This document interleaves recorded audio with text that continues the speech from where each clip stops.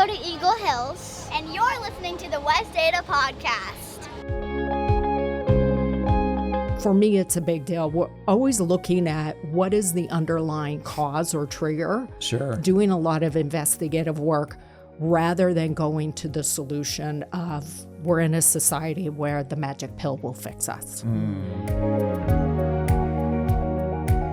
Hello, everyone, and welcome to our latest edition of the West Ada Podcast. And I am very excited about this conversation. And it's not an easy conversation, but I think it's really important for us to talk about screen time and sleep and all the things. Well, and the more you hear it, it's almost like we keep hearing the information over and over, and hopefully it's going to start to stick and people will make the necessary changes. Well, and it's just so important for our kids. And anyway, we're glad that you're here to have this conversation. And we've got a couple of amazing experts. Yes, we have Dr. Eric Roy. He's with St. Luke's Treasure Valley Pediatrics. He's been a pediatrician for a long time. And then we have Tracey Garner. She's our Health Services Supervisor in West Ada. She supervises like almost 100 staff members who really just pour into the health of our students at each of our buildings. With so many nurses. And I didn't realize she's got that many people that are working with her. And it's not a small job. But so anyway, a really important conversation there. And then we have our second student pulse with a couple of lovely young ladies from Centennial High School. Yes. You wait till you hear what they have to say about leadership and all the different things. So a couple of different things happening here. Again, we're excited that you are here. Let's go. Let's do it.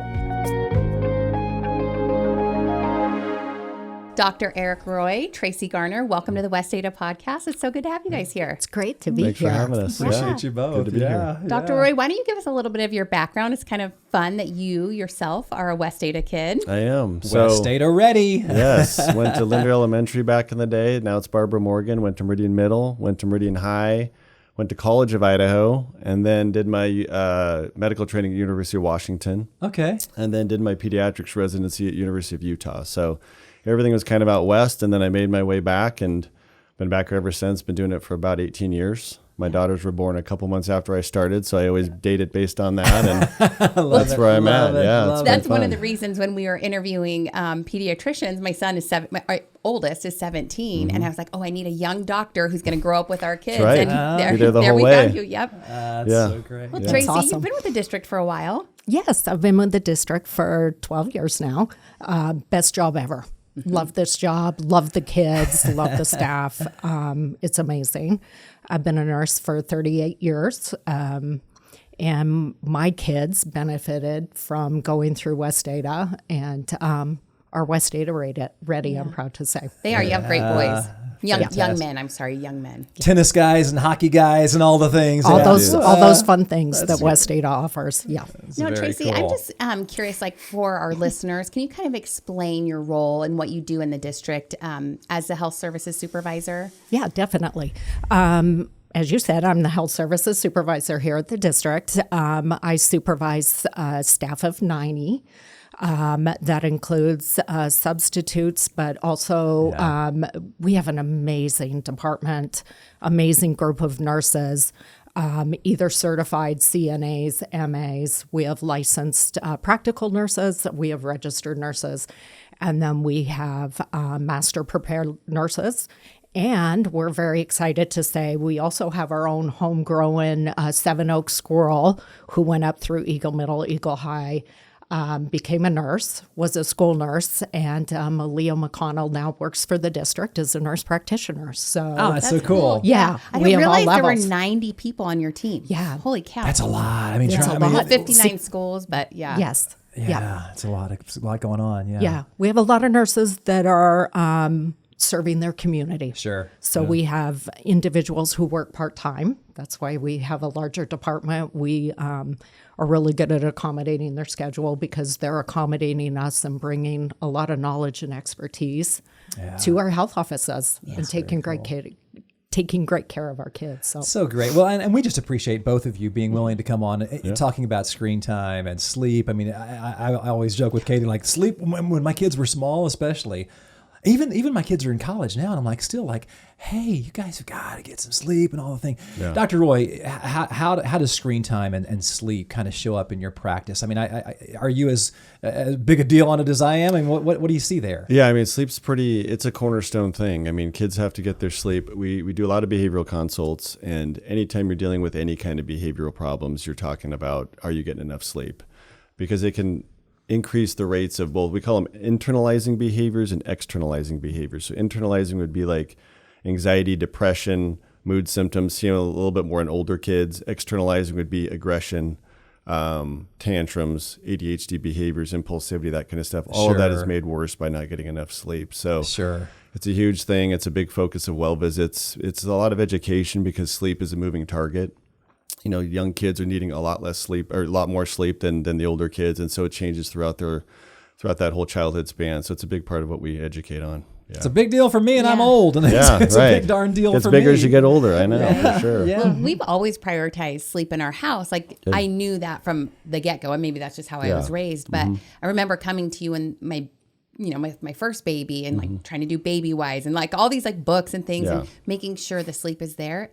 Is there a too late point, or can parents always have established new routines and things like that? I think you can always do it. It takes a lot of consistency. Anytime you're making behavioral changes, kids are going to test the limits. Some love their sleep. Some kids come out wanting bed and they tell their parents it's bedtime, and other kids, they think it's a punishment. So, but it's never too late to start. There's a lot of good evidence though, when you're down in sleep, it can lead to definitely later behavioral problems and learning problems and that sort of thing. So it is something to really try to get on top of. And some kids, it's a challenge. Some parents do everything right, and you're still fighting little battles every night. And but it's worth fighting, because getting that sleep is just it's tantamount to helping them have a high quality of life. Yeah, for sure. Well, and Tracey, I mean, screen time obviously affects sleep. I mean, it's all interrelated. What do you see from West Ada's perspective there? With regards to screen time? Specifically screen time and how it affects sleep. Yeah. Great question. Screen time actually is, I think you can link it to sleep deprivation. You can link it to our poor nutrition and obesity. You can link it to social isolation and the lack of participation by our kids in a number of activities, whether it be sports, whether it be clubs, whether it be spiritual groups.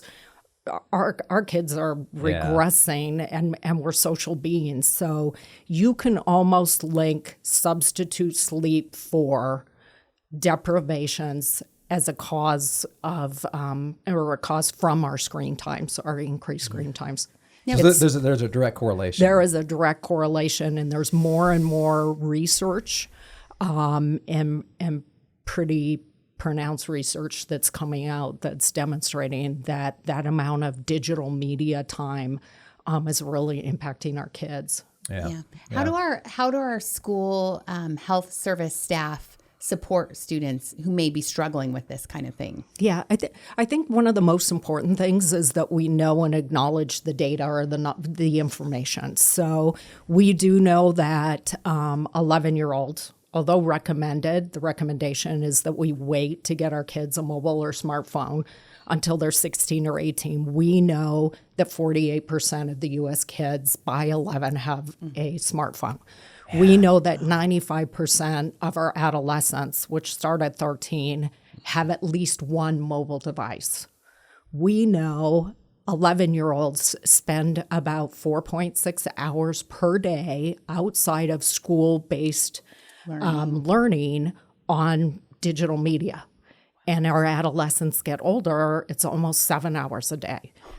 Those aren't the outliers. Yeah. Those are the norms and the averages. And so for us to think that it's not linked to or the underpinning of sleep deprivation, poor nutrition, activity, some of those other items,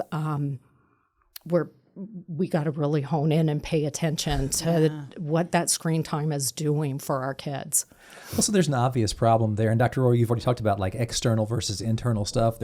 Listen, we all know there's a problem. Everybody listening, we all know there's a problem. How do we address the problem from your perspective? I mean, what are some practical steps parents can take and teachers should be aware of too to kind of address this problem? Yeah, I mean, you first have to acknowledge the data that's out there. I think those are good points. I mean, there was one study that showed in 12-year-olds who had a smartphone versus ones that didn't.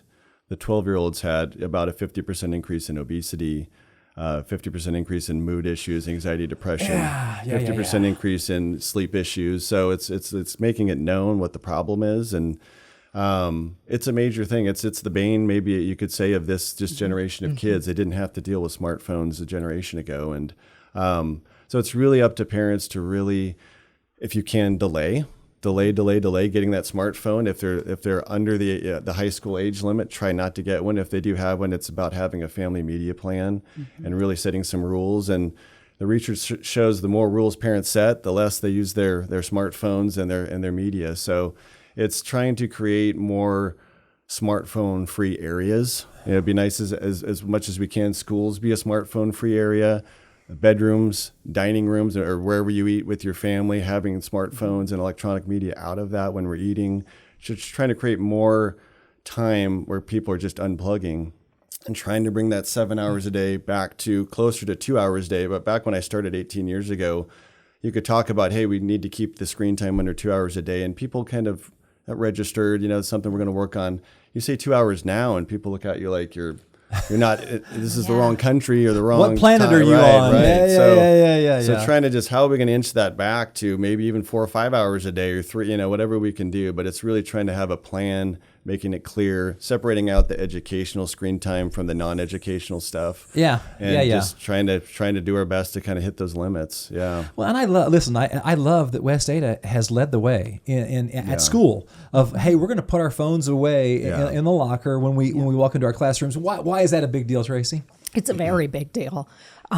Research is showing through interactive MRIs, and if someone wants to look at the study, it's the ABCD study, 40,000 kids, tracking them over a long period of time. So it's a longevity study, and it's doing interactive MRIs. So what that means is it's showing a individual who's in an MRI their Instagram page and maybe a mean tweet. And then it's observing what happens in the brain. Yeah. And it is showing time and time again that amygdala, our fight and flight mode, is triggered through a lot of the digital media. And so what do we see at schools? Back to your question, is we see kids who come to school and can't focus.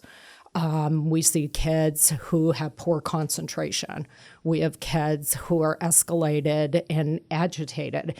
And when you get in fight and flight, we know it takes 4 to 6 hours to come out of some of those modes. Oh, so once you're on, you're on. So once you're on, and depending on how impactful it is to you, the longer it's going to take you to come out. So an example is if you've been involved in a motor vehicle accident, it gets you in fight and flight. It takes you a while to calm down. You cannot think or use your prefrontal cortex, as you were saying, or your frontal lobe, your executive functioning when you're in that state. Yeah. And so it impacts kids. And we talked about with teachers and some of the things, and West Ada leading the way. It's changing some of our goals and our behavior plans where we don't use digital media as a reward. And so we're starting to learn when kids get their assignments done, let's get out a board game. Let's get out some cards. Let's interact and actually talk to each other. Let's sit and visit and try to improve that eye-to-eye contact, that socialization. A lot of kids today are afraid to talk on the phone. My kids are great communicators, Tracey, and both of them. I remember back in the day, I can't talk on the phone. I'm like, what are you talking about? But they're great communicators, but still, it's a thing. Yes. And anecdotally, I get to go around with Dr. Bub and visit with all of our student councils. And when we were first proposing this, our cell phone policy, the kids were like, no way, we can't do this. And then last year was the first year, and this school year is our second year. And when we go talk to the kids, they love it. They love that they have to put their cell phones away. They love that they're getting to interact with each other. They're meeting kids that they've gone to school with for years that they've never even noticed because their heads are usually down. Yeah. So, and our behavior referrals are way down since having the policy. When they track those kids, the stress levels when they track quality of life in schools where phones have been banned or restricted, their stress levels are down, their quality of life is up. There's less mid-class absenteeism. Wandering around with your phone. There's less cheating. There's better reading, there's better focus. So, I mean, a lot of positives to restricting. Well, I think it's kind of funny. You know, as a parent, I've always said to my kids, like, hey, listen, I got broad shoulders. If you want to blame somebody, you have to come home or whatever it is. I think it's kind of equates to that. Like, listen, we're going to put your phone away, and then there's no blame. It's like, listen, this is just our policy. This is what we're going to do. And then they end up loving it more. Yes. Well, and, you know, we all know this, right? Like you said this too. Like, we know the ramifications of this as parents. I have 3 kids with phones at home, and it's always the battle. And we have the rules, you know, the limits, the time, the not at the dinner table. But when you're meeting with parents and maybe helping them establish like a behavior plan or something, what are some of the things, in addition to establishing those no phone zones? What are some tangible tools that folks listening can say, all right, I can implement this tonight to help my kid? Well, like sleep rules, that kind of stuff too. I mean, the big one is trying to get the phones off and all media off an hour before your targeted bedtime. Okay. Some sleep associations will say 30 minutes, but I think with how far we go beyond our screen limits already, the Academy of Pediatrics says do 60 minutes in advance, have the phones and media out of the room, make that a media free like zone. Like a family charging station out in the kitchen or somewhere away from bedrooms. We just park it, it's done. They've even had studies if kids have phones in their room that are turned off, they sleep worse. Just having the phone in the room makes you sleep worse. Right. So just getting that out of the room, I think, is probably the number one thing. Is we've got to put restrictions at bedtime and give kids a chance, because the more they have that media, the more they're engaging in it, especially if it's being done in the bedroom. For every 10 minutes you're messing around with any kind of electronic, it's delaying your sleep phase by about 30 minutes. Oh, wow. That sleep-wake cycle. So because as Tracey's saying, it turns your brain on, and then you're right. Especially if you're engaging. If it's an interactive video game, even worse. Or cell phones, smartphones, social media, that kind of stuff. So yeah, really just getting that out of there and letting kids' brains calm down, creating a darker, cooler environment, having a regular bedtime, all that kind of stuff. Yeah. So it's really cool. So for younger families where, you know, the media may not be the issue, it's establishing those healthy bedtime routines, turning off the lights or at the house. We call it shutting down. You know, it's time to start shutting down. Go ahead. No, go ahead. Making bedtime a positive. Instead of a fight. Like, how do we create a positive environment and as a family enjoy getting ready for bed? You know, having a bath, reading a book together, playing a game winding together. Down. Yes. All the wind down things. Well, and obviously, Tracey, I mean, West Ada, we use laptops, screens for education. What do we need to know as a school? What are we doing as a school district? And what do teachers need to know in terms of like being smart about the way we use screens for an educational purpose? What does that look like in our world? Yeah. In your world, I should say, yeah. Yeah, it's a great question. Sometimes I'm not the most articulate, but we have an IT department and a data department that are very engaged in understanding and providing teachers tools and resources of how, what, when, and making suggestions, putting in protections. And so I think for parents, it's maybe reviewing some of those IT tips on the website that West Ada puts together, our IT department, because our IT staff are parents. Yeah, and they're us. Right. Yeah. We're all in this together, and so they're trying to create with teachers and our academic departments systems and processes that are beneficial to all of us. Yeah. I can put that in our show notes too, just so you know. So I'll put a bunch of links into our show notes to help people out with this stuff as well. Yeah. Sorry, Kate. No, I was just gonna say, and I have to say, from my parent perspective, my kids really aren't on their device, their laptops, their school devices all that much. I mean, aside from some homework and studying, it's not like they're being assigned, egregious amounts of screen time after school. So I think it's really been reined in over the years. Yeah. Makes sense. Yeah. Coming back to you, Tracey, I mean, what should educators understand about limiting this stuff? I mean, because I'm belaboring the point a little bit, but how should our teachers think differently, or what would you say in that realm? Yeah. West Ada does a great job of providing professional learning opportunities for our staff. And also does a great job of looking at departments like health services, counseling, CTE, athletics and activities, And how do we support the academics at West Ada? And an example is at Professional Learning Days, we now are bringing in outside providers to provide education for teachers. Sure. And so I would encourage they attend so that there is a fundamental across the board understanding at West Ada of how is this impacting us and what is it doing? And then also, what is your role as a teacher, as a kindergarten teacher? You don't see the effects, but later on down the road, they are having effects. Or as that PE teacher or mentor or coach, how do you reach kids? So, again, I'm kind of tooting my own horn, but that's okay. I do that all the time. Our department, but we're doing a great job providing education for educators on what they need to know regarding social media and the impacts it's having on our kids, and then how it impacts sleep, and then how sleep presents itself in the classroom, and what they can be aware of, and always looking. For me, it's a big deal. We're always looking at what is the underlying cause or trigger. Sure. Doing a lot of investigative work rather than going to the solution of we're in a society where the magic pill will fix us. And so is it sleep? Yeah. And can we work and put our efforts in that? Is it we need more activity? Is it we need to eat healthier? Is it we need to restrict and limit our screen time? Sure. And helping teachers see the cause and effect.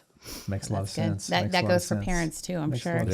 Dr. Roy, how do you help? Because you really help parents along their journey from birth to 18, and how do you help those parents? Because we've all had friends who are just like, oh, we don't do routines at our house. The kids just kind of do whatever. They fall asleep when they want. And how do you kind of get through to those parents so they understand the importance of sleep and routine and things like that? I mean, I guess you have to acknowledge that there's a problem. I mean, if the kids are doing amazing with that, some kids just regulate a little differently. They don't quite need the amount of parenting, the structure, but other kids clearly suffer from it. So if you've got a kid with internalizing problems, they're aggressive, they're getting in trouble in school, they're sleepy, they're falling asleep on car rides constantly. You try to point out the things that could be a little bit better in that kid's life and use that as kind of the motivator for change and maybe getting a little bit more structure and predictability in their life. Kids respond to predictability. Sure.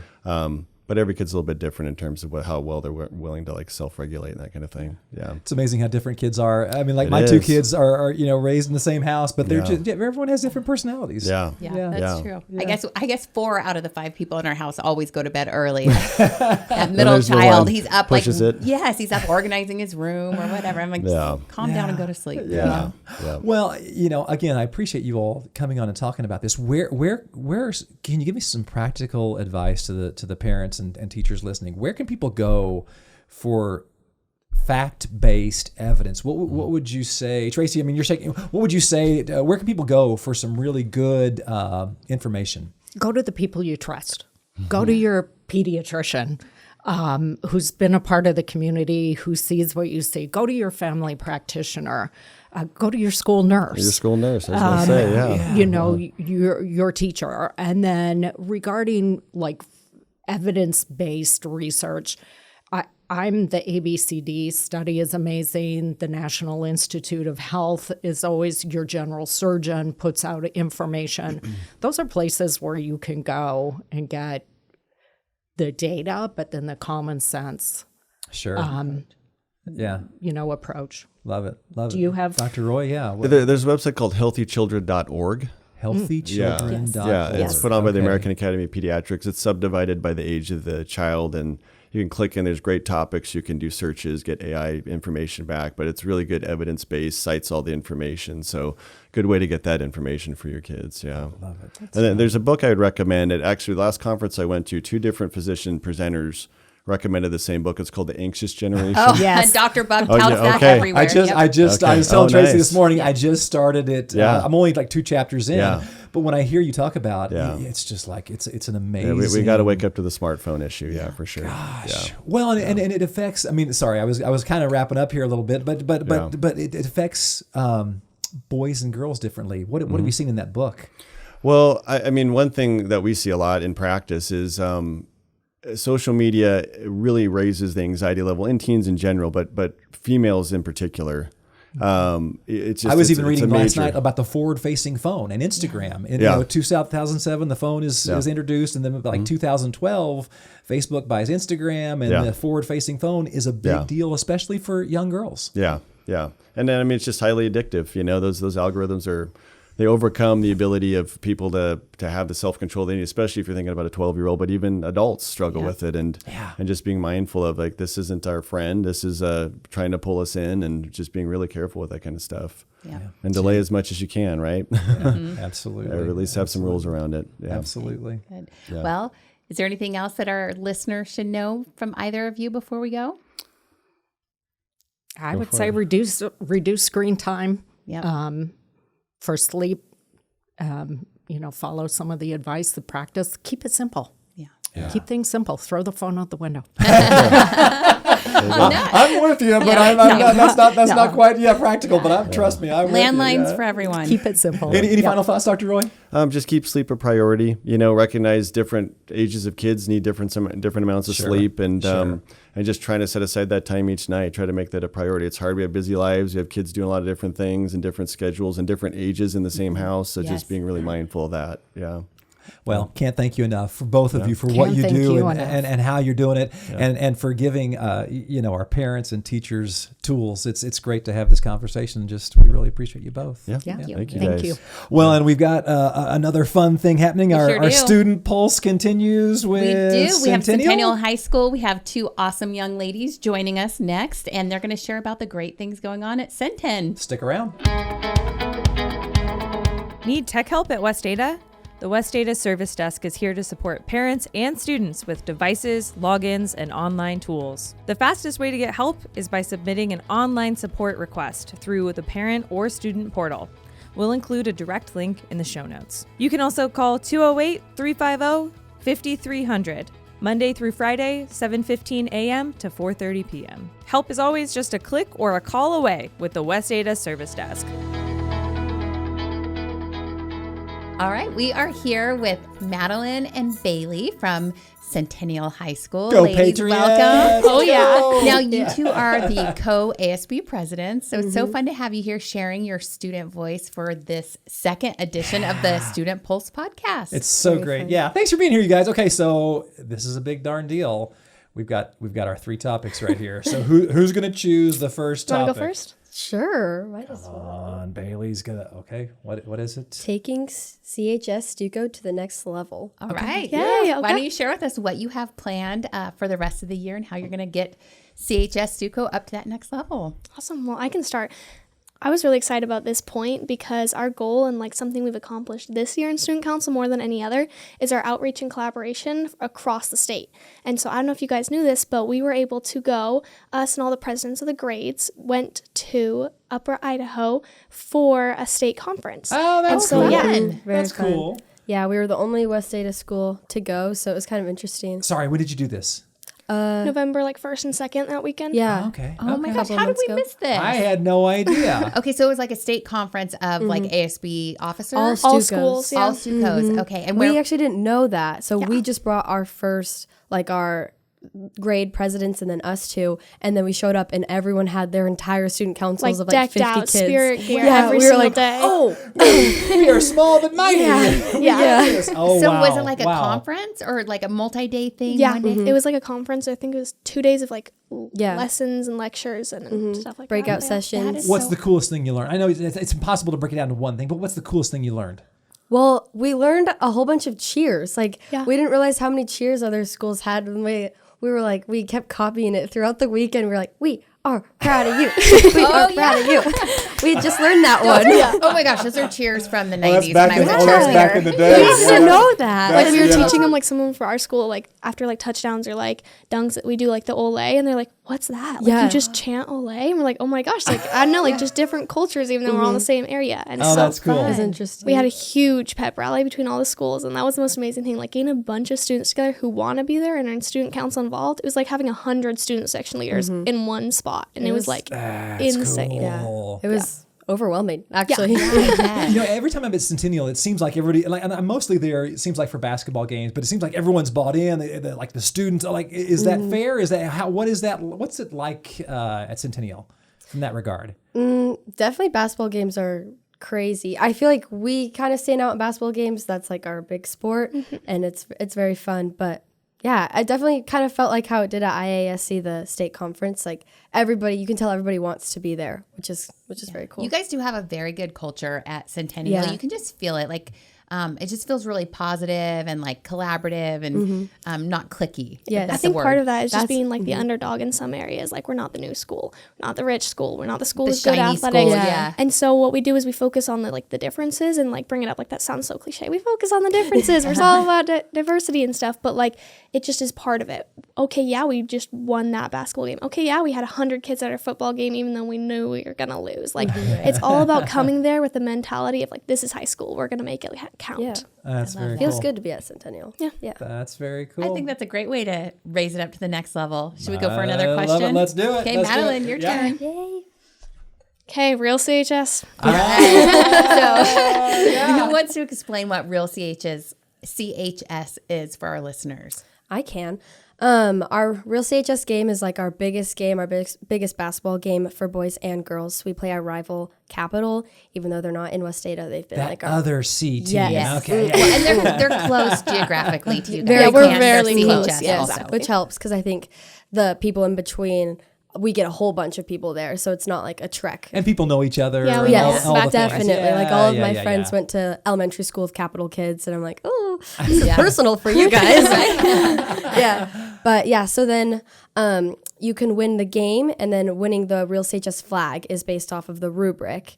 And we just recently changed it where the rubric was based off of like sportsmanship and student section and some of the halftime games instead of just winning the basketball game. Sure. Which I think incentivized Capital a little bit more to keep this tradition going. Yeah, So, yeah. That's good. And No, now that's do you have a good. big That's turnout for the game? It's Yes. massive. I think we've hit capacity. I don't know At about our this year, but school, last year too. last year we couldn't even put anyone. They locked down the school. No one else could come into like the gym. It was overflowing. Yes. That's fun for the whole community. Yeah, Yes. it was so fun. I remember going to the Real CHS when I was younger, like before I was in high school. So it was kind of fun. It's just so cool to have those environments. And now what kind of role does does student council take in that? Like, is it all student council Yes. planned? So student council is the one who like initiates it. We talk to Capital Student Council as well. We plan like which games we're gonna do. We plan like who's setting up in what part of the gym and such. And like the Sure. basketball teams, there's a lot of communication with them to make sure they're still in touch. The student council are the planners of that. So yeah. What's leadership like? I mean, what's it like for you all to be leaders at CHS? I mean, leadership is never easy. What's it like for you all?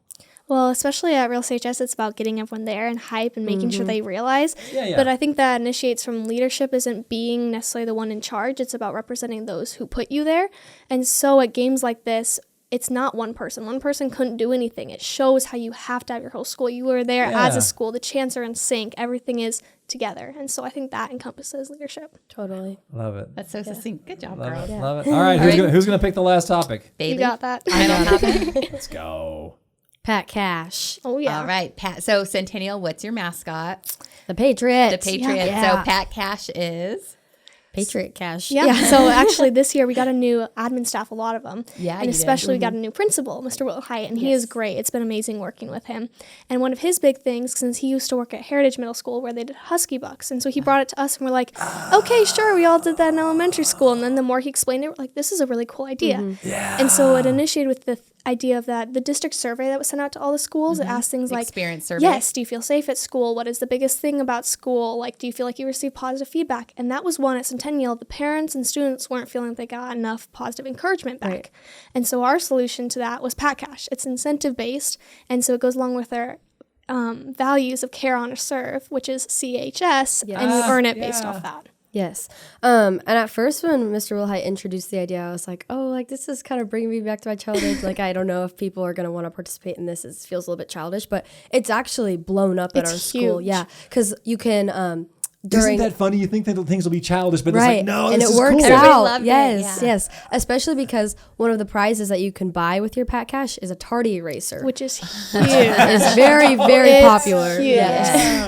They love that. So, yeah. love it. We So recently fun. had patflation is what everyone's calling it, the teachers, because we had to increase prices for different things, which is, although it's unfortunate for buying tardy erasers, it also adds to the idea that you have to work and serve your community and get a little economics lesson in there. Yes, exactly. Okay, so Care Honor Serve, are you you're nominated by teachers give out the Pat Cash for any staff, honestly, mostly teachers though. Yeah, so it's connected to your ID, so they can go in. It's called Power BI, and they'll connect whatever task or helpful thing you did to either Care, Honor, or Serve, and then you'll get an email that is on you. It's a chain with you and your parents. It says, "Hey, Bailey got 3 Pat Cash for, I don't know, picking up all the papers," and it connected to Serve. So then you would get to spend those $3 of Pat Cash. So as a parent of high schoolers, I love that. Like raising teenagers is always the easiest, and when you get when the parents get that positive affirmation too, it's so great. I did good job. Yeah, it's good really job cool. with your Pat Cash. We've gotten over 8,000 already in first semester of like affirmations given out, and so it's been really fun. Just like we have lines coming to the Pat Cash table where you can buy like merch, you can buy candy, treats, tardy erasers,